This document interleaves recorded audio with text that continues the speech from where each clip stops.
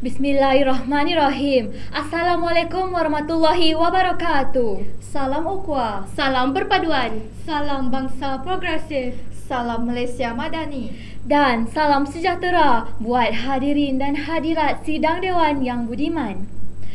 Hadirin, tenang-tenangkan minda, lapang-lapangkan fikiran kerana saya, Nurul Anisafia binti Zaidi, akan membawa anda meneroka pembinaan perpaduan dan integrasi nasional di negara Malaysia. Sebelum saya mengupas tajuk ini secara mendalam, molek kita berkenalan bersama 4 ahli panel kita yang berkaliber. Panel yang pertama ialah Nurizatul Amira binti Muhammad Idris. Panel yang kedua ialah Nur Alia Nabila binti Nur Hadi. Manakala panel yang ketiga, Nur Amira Najiha binti Muhammad Azadin. Dan panel keempat, Nur Hanis Quraisyah binti Muhammad Firdaus. Hadirin pasca merdeka, perpaduan kaum dan integrasi nasional adalah merupakan satu tonggak dalam pembinaan negara Malaysia yang mapan serta berkesan.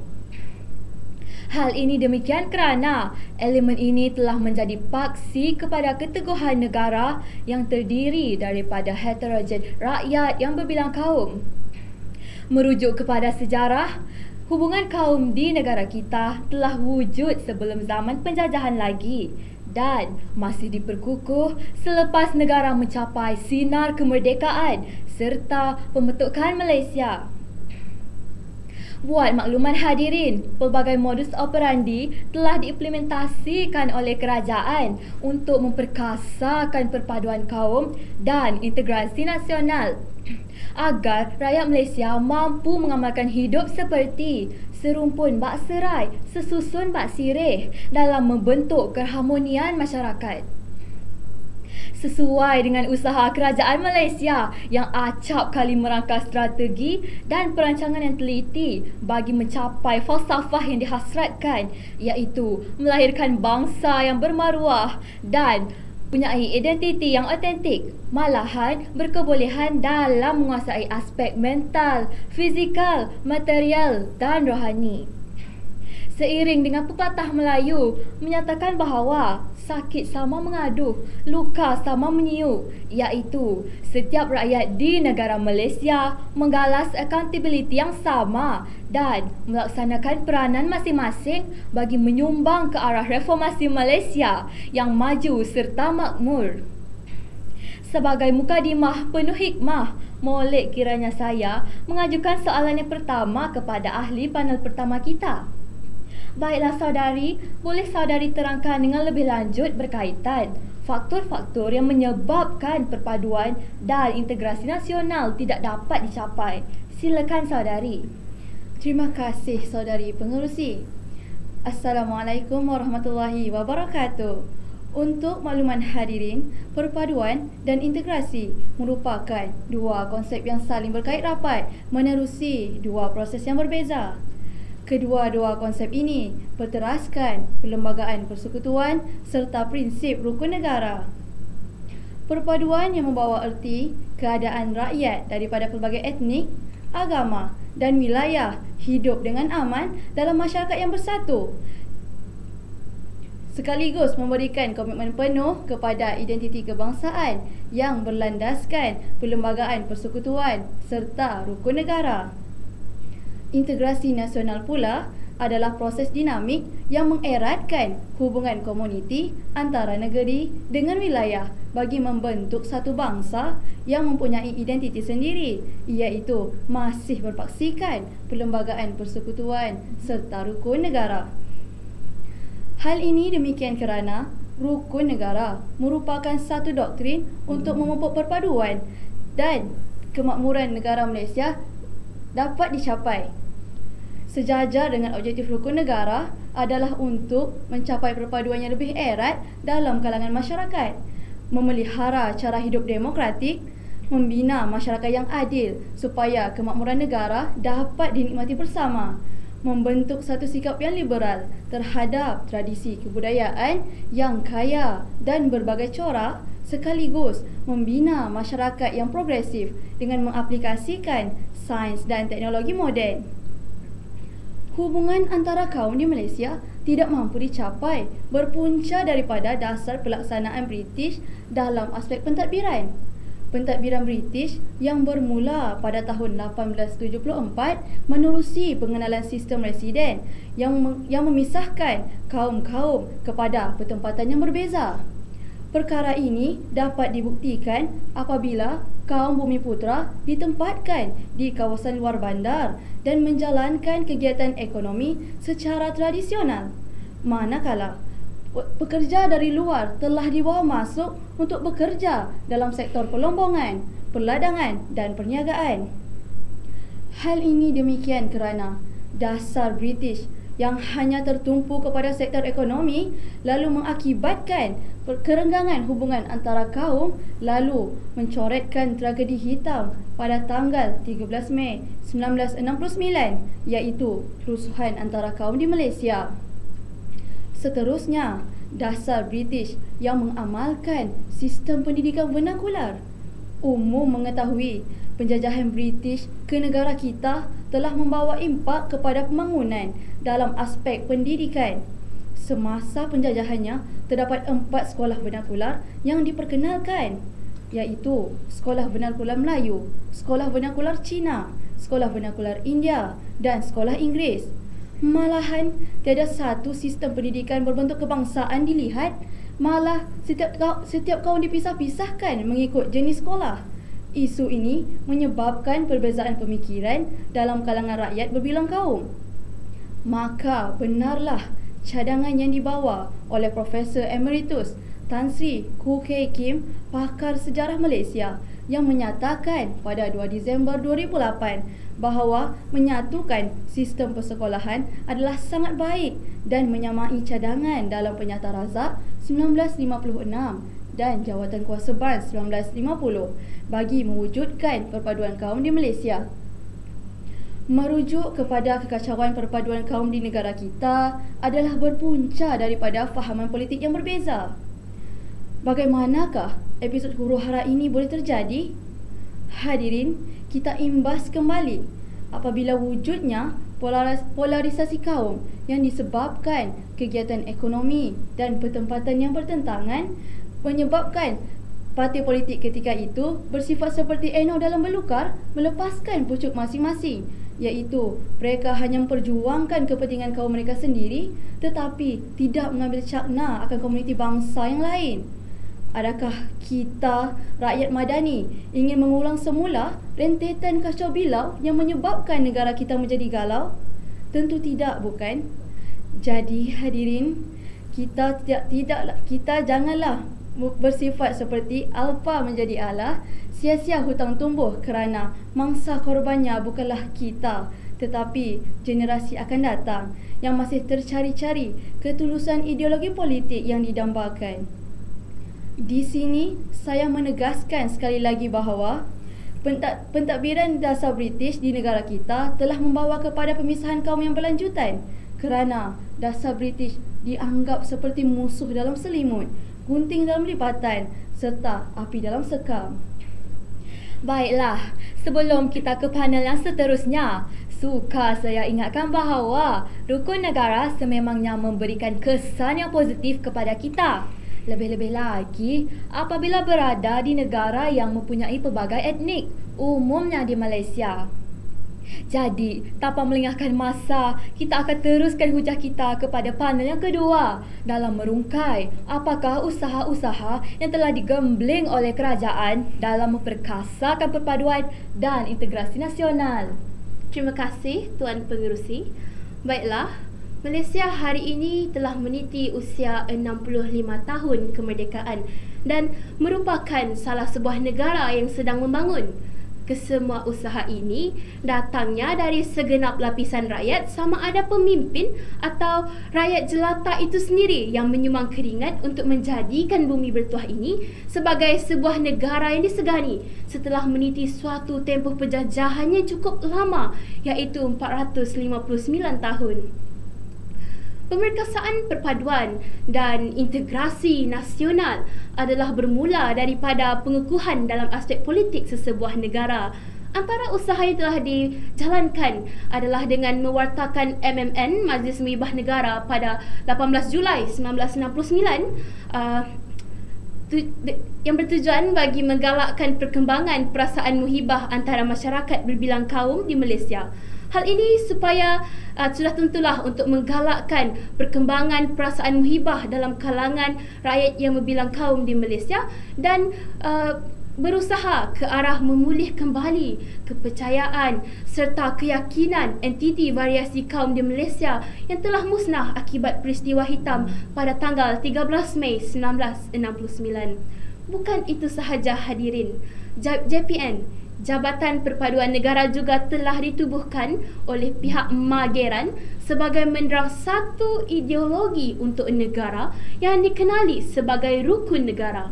Matlamat yang telah dipasakkan dalam penubuhan JPN ini adalah bagi memelihara perpaduan antara etnik agar tidak berpecah belah, menggalakkan budaya keharmonian antara kaum, menanamkan sifat muhibah, seterusnya menyelesaikan konflik antara kaum secara musyawarah.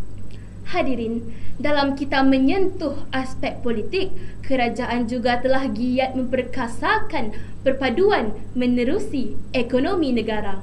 Kemajuan dan perkembangan pesat ekonomi ini tidak terjadi dengan sendiri tanpa ada perancangan dasar dan pelaksanaan yang tepat kepada sasaran. Sehubungan dengan itu, teradunlah sebuah dasar yang memacu dan menjadi tonggak dalam pembangunan ekonomi negara, iaitu Rancangan Malaysia 5 Tahun RMLT, yang merupakan rancangan jangka sederhana yang dibentuk untuk meletakkan segala pelaksanaan pembangunan dan pertumbuhan ekonomi negara berada pada landasan yang tepat bagi menyokong perancangan jangka panjang Malaysia seperti Wawasan 2020 dan Wawasan Kemakmuran Bersama 2030. Menyelami aspek sosial dalam pembinaan perpaduan yang utuh, kerajaan Malaysia juga telah memperkenalkan rukun negara. Hadirin, pernahkah terlintas dalam benak fikiran kita mengapakah rukun negara ini diperkenalkan? Adakah hanya propaganda semata atau bait-bait kata yang tiada maknanya? Tidak sama sekali hadirin. Rukun negara ini amat penting dihayati oleh setiap golongan umur, tidak kira bangsa atau kaum.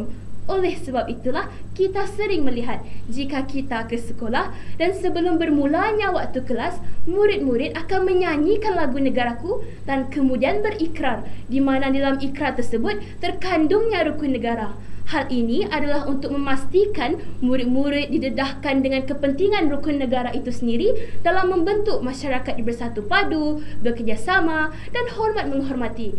Jika dari umur yang muda ini telah diterapkan rukun negara dalam diri mereka, maka saya percaya bahawa mereka akan menjadi modal insan yang berjaya suatu hari nanti.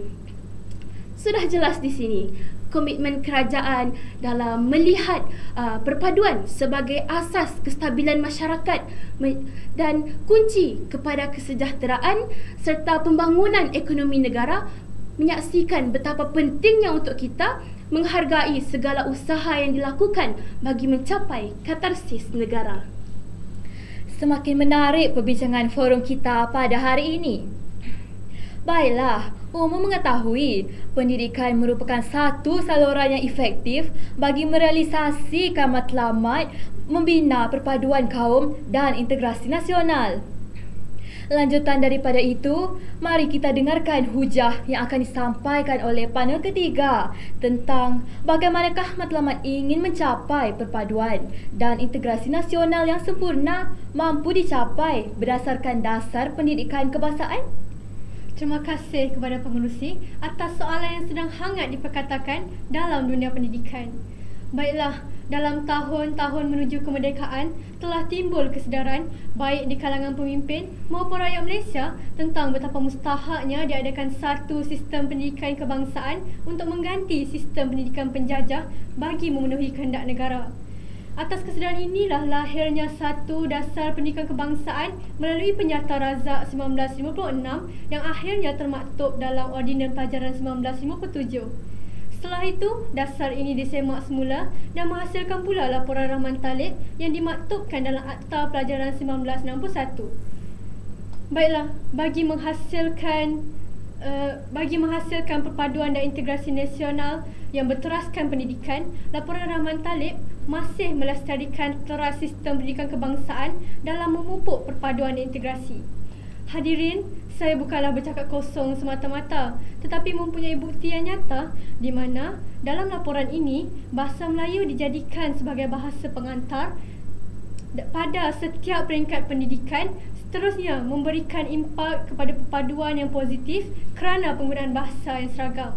Bukan itu sahaja, malah kurikulum diadakan tanpa sebarang diskriminasi, iaitu semuanya sama dan berorientasikan negara bagi memekarkan perasaan cinta akan negara. Dalam mengukuhkan lagi perpaduan yang kian rapuh, laporan Rahman Talib mempunyai beberapa cadangan tambahan ke arah perpaduan bagi memantapkan semangat kekitaan dan kebersamaan agar bersatu kita teguh, bercerai kita roboh dalam kalangan murid pelbagai kaum.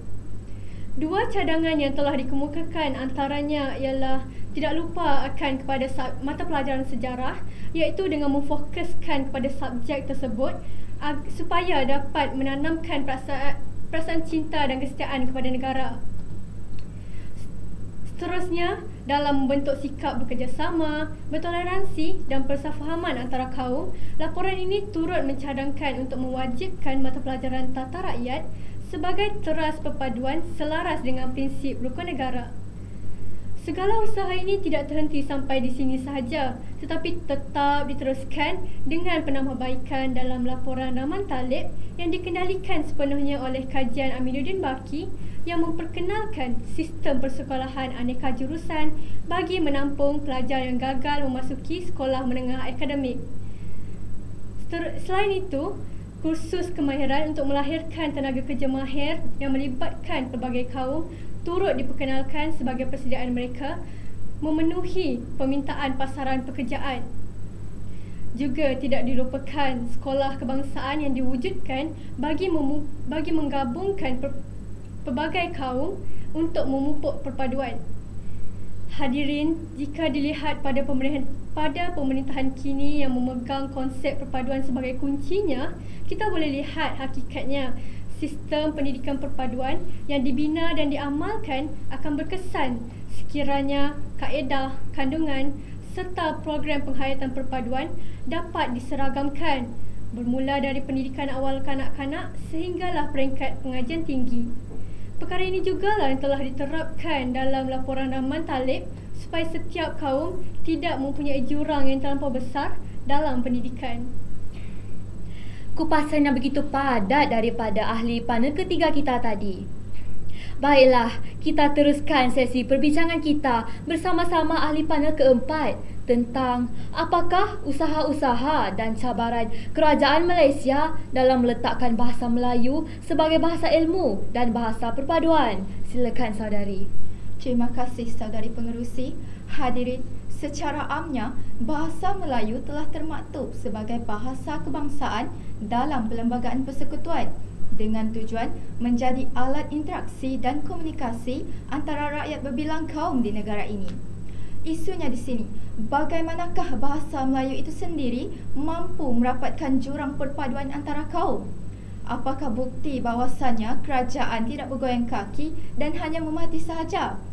Baiklah hadirin, kemajuan pendidikan bahasa Melayu telah berkembang dengan pesatnya apabila kerajaan menubuhkan sekolah menengah berbahasa pengantar Melayu dan terlaksananya dasar pendidikan kebangsaan yang menjadikan bahasa Melayu sebagai bahasa pengantar utama di institusi-institusi pengajian tinggi.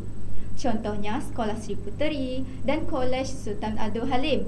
Bukan itu sahaja, setelah merdeka, melalui usaha-usaha Dewan Bahasa dan Pustaka DBP, perancangan yang tersusun telah dijalankan terhadap bahasa Melayu.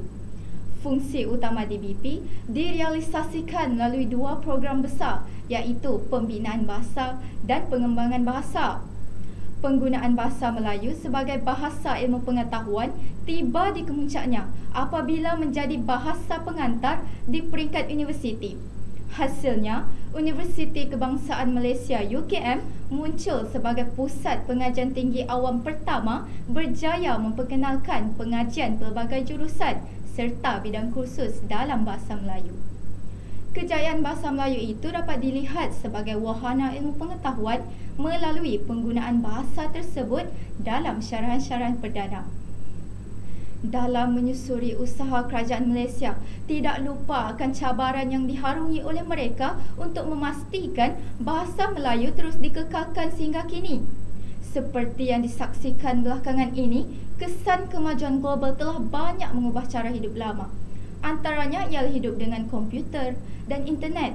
Kini, berita dikirim melalui email dan SMS, dua istilah yang telah pun menjadi sebahagian perbendaharaan kata kita. Sehubungan dengan itu, ramai yang berusaha melalui internet.